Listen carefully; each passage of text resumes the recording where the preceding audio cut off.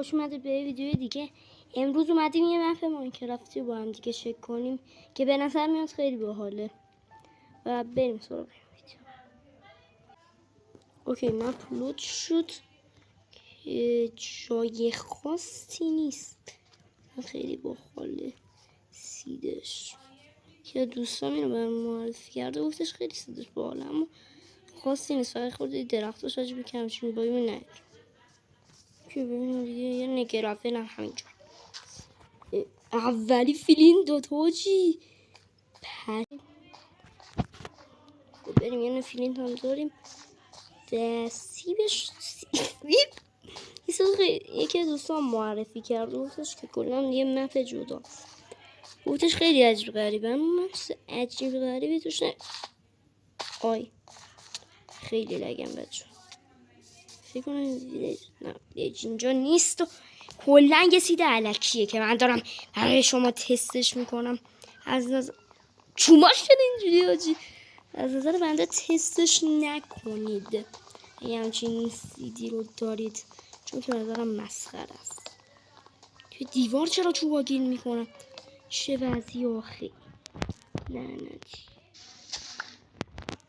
لعنتی. باید چوب بکنم، چوب بکن چوب بکن چوب بکن چوب بکن.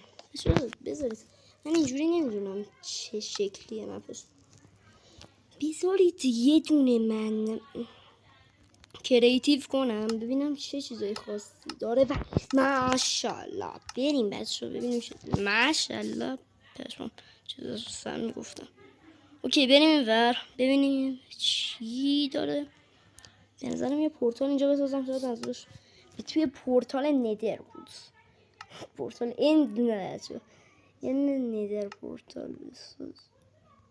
ابسیدیان وای خدایا آن ابسیدیان میخوام، وایسا ببینم.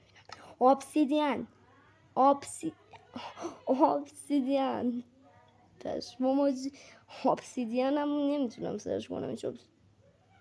وا آبو سرچ کرد، وا اصلا این چی بود؟ چه زبانی بود من توش بودم؟ یه لحظه. ابسیدیان لعنتی. یه نه فیلینت هم بده من ببینم اصلا چه سید مسخره ایه این رفیقم آدرس داد. بذار ببینم چه سید مسخره ایه اصلا این رفیقم آدرس داد. بسم الله. اوکی بچه ها من 1 2 3 4 1 2 3 نمیدونم دارم چجوری این پورتال رو میسازم، اصلا اینو تشخیص نمیدم. شما لطفا به هم جواب بدید چه اشتباهی کردم الان من این همه دارم فشار میخورم. نه واقعا چه اشتباهی کردم. بالاخره پورتال یس او مای گاد.